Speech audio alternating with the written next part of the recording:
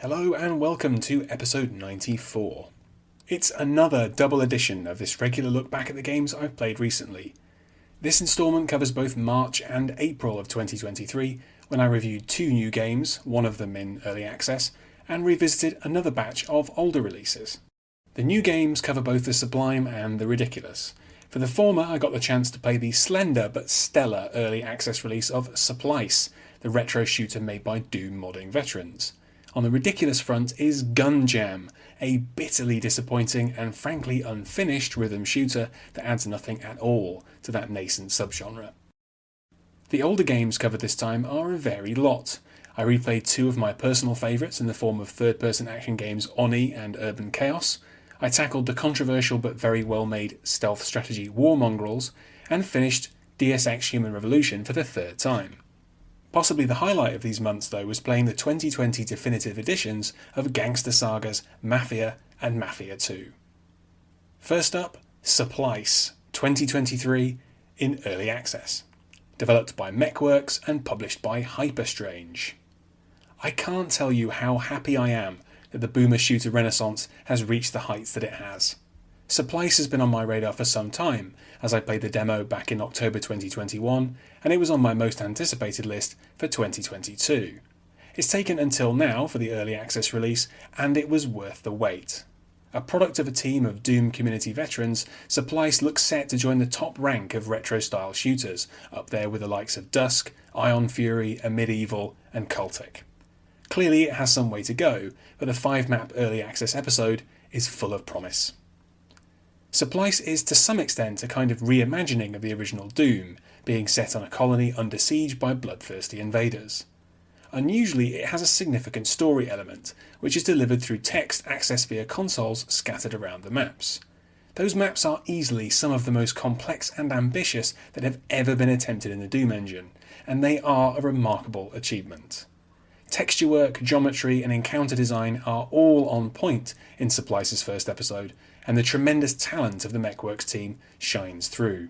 The game is possibly even more impressive for those who are familiar with mapping in the Doom engine, but even for those outside the community, this is shaping up to be something very special indeed. Gun Jam 2023, developed by Jaw Drop Games and published by Raw Fury. While it impressed with its demo some time ago, in its final form Gun Jam is a desperately half-baked effort to replicate the success of recent rhythm shooters like Metal Hellsinger and BPM Bullets Per Minute. The shooting becomes boring almost immediately, the handling of custom songs is very poor, and the game shipped with just 4 boxy arena levels. I've said my piece about this deeply underwhelming game at Entertainium. Next.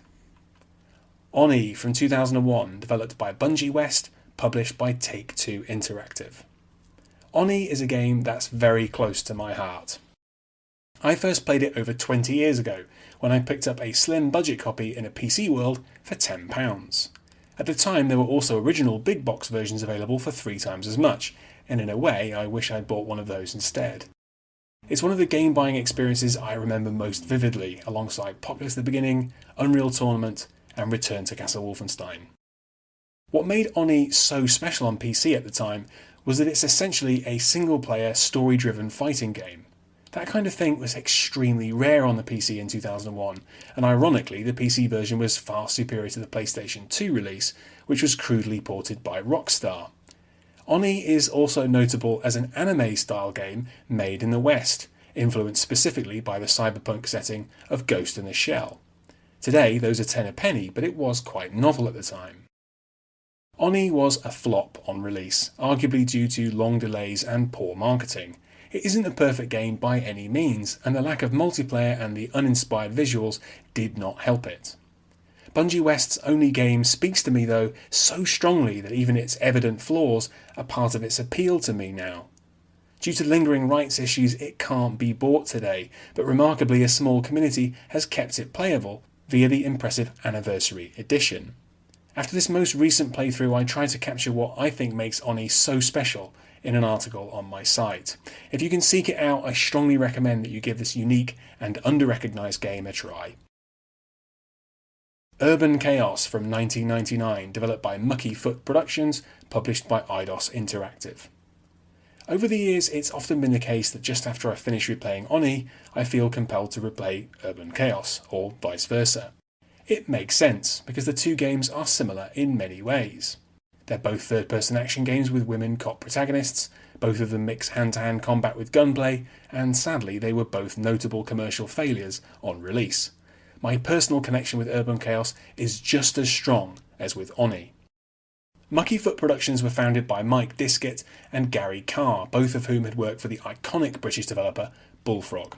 Like Bullfrog, they were based in Guildford in Surrey, very much the home of the British games industry. To me, Urban Chaos is Mucky Foot's magnum opus. It looks very rough around the edges these days, but it's one of the many games from that era which is bursting with ideas, full of inventiveness and ambition, which went unrewarded. It also has a good sense of humour, which was long the trademark of games made in the UK. Playing as rookie cop Darcy Stern, notably one of the very first fully fledged black women protagonists in a game, the player confronts the Wildcats, a malevolent gang seeking to control Union City. The story takes some genuinely unusual directions, and the large city levels are surprisingly open and detailed. It makes sense that so many people now regard the game as a kind of precursor to Grand Theft Auto 3. Happily, Urban Chaos is available from GOG. I suggest you try to look past the dated visuals and somewhat awkward controls to see the great game underneath. War Mongrels from 2021, developed and published by Destructive Creations. If you know me, you'll know that I'm a huge fan of real-time stealth tactics games, or stealth strategy. For that reason, I just had to give War Mongrels a try, despite my misgivings. You should know going in that this entry in the subgenre was made by the controversial Polish studio Destructive Creations. Set mainly on the Eastern Front in the summer of 1944, it has a sometimes very dark story, which includes a mission set in Chelmno extermination camp, and it has fairly dubious politics. Let's leave it at that. War Mongrels is very heavily inspired by Shadow Tactics and Desperados 3, and adds relatively little that's really new to the genre. Having said that, it is a very well made derivative of those games. The 12 missions are quite impressively varied, and the best ones are nearly as intricate as the ones designed by Mimimi Games, the clear leaders in this genre. The number of usable characters is unusually large, 7, although no more than 4 are ever available in the same mission. Interestingly, you will be less reliant on familiar stealth strategy items, especially the man-trap, than in some other games. Mafia Definitive Edition from 2020. The original version, developed by Illusion Softworks, this remaster done by Hangar 13, and published by 2K. Originally released in 2002, Mafia is one of the more memorable products of a fertile time for third-person action games. Steeped in a heady 1930s atmosphere, its gripping story cribs from movies like The Godfather, but is never overwhelmed by its cinematic influences. Cabbie-turned-gangster Tommy Angelo is a likeable lead surrounded by believably flawed criminal associates and carried through a plot punctuated by big scores, brutality and betrayal. A few years ago, 2K decided to commission definitive editions of all 3 Mafia games, and in the case of the original, this demanded a ground-up remake. Hangar 13, developers of Mafia 3, did a wonderful job with modernising this crime classic. The corrupt city of Lost Heaven looks spectacular, and the hugely improved character models, modernised facial animation, and rewritten script make a great narrative even more powerful. This remake throws the tight, straightforward gameplay of Mafia into stark relief. The 20 missions vary significantly in length and style, incorporating a mix of driving, stealth, and gunplay. Lost Heaven isn't bloated by fetch quests and checklist gameplay, it's instead a living, breathing backdrop for the story. If you haven't experienced this gangster gem, then the Definitive Edition is the perfect way to become a made man. Mafia II Definitive Edition, also from 2020, developed by Hangar 13, the original version developed by 2K Czech, and published by 2K.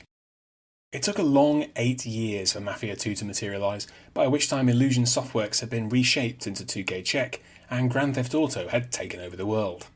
If the developers felt pressured to copy Rockstar's cash cow, the sequel barely shows it. The structure is slightly less rigid, and there are stores and garages to visit, but these seem like only half-hearted efforts to amend the Mafia formula. Mafia II is set partly in 1945 and mostly in 1951. and again the period detail is on point. The protagonist this time around is Vito Scaletta, decorated war veteran and the kind of impressionable, debt-ridden schnook who is easily drawn into the Mafia's embrace. Egged on by his oafish childhood friend Joe Barbaro, Vito becomes a pawn in the struggles between the Clemente, Falcone and Vinci families in the city of Empire Bay, which is every bit as decadently corrupt as 30's Lost Heaven ever was. Mafia 2 takes longer than it should to really get going, but it eventually builds to a suitably bloody climax. Hangar 13 did a modest remaster pass for the Definitive Edition, which updates the textures and adds 3 mostly pointless DLC packs. Lastly, Deus Ex Human Revolution Director's Cut. From 2011, developed by Eidos Montreal, published by Square Enix. When Eidos Montreal were tasked with reinvigorating the revered but dormant Deus experience, they were taking on possibly the most noxiously poisoned chalice in gaming. Their trials, tribulations, and the frustratingly not quite brilliant end result were documented extensively in H-Bomber Guy's 3.5-hour examination. I can be much more efficient than him, as I'm about to demonstrate. I've now finished Human Revolution 3 times, and I still feel that Eidos Montreal did a surprisingly good job. For me, the open world hub sections are the weakest part. These small and unconvincing locations are a thin setting for vapid side quests which involve too much tiresome backtracking. DXHR comes alive in its more focused segments, like the FEMA facility under the streets of Detroit or the secret base in Singapore. Stealth was quite crude in the original Deus Ex, but it's a real strength of HR. Sneaking around these locations is always satisfying. Where Eidos Montreal really dropped the ball is with the ending. When our hero, augmented corporate cop Adam Jensen, reaches the Panchaea facility in the Arctic, the game falls apart almost immediately. DXHR simply abandons its own gameplay loop and transforms into an incredibly lame zombie shooter, followed by an interminable boss fight and a choice of 4 woeful endings. At least I still have Mankind Divided to look forward to, which reportedly doesn't really end at all. That brings me to the end of this instalment. Next time I'll be continuing my gangster odyssey with Mafia 3 Definitive Edition and revisiting an arcane classic with Dishonored. I'll also be able to talk about the new retro shooter Warhammer 40,000 bolt gun and Miasma Chronicles, the new game by the developers of Mutant Year Zero. Thanks for listening to this episode. You can find more of my writing in text and audio form at my site andyjohnson.xyz. You can also find me on Twitter at AndyJohnsonUK, and you can support me at patreon.com/AndyJohnson. Catch you next time.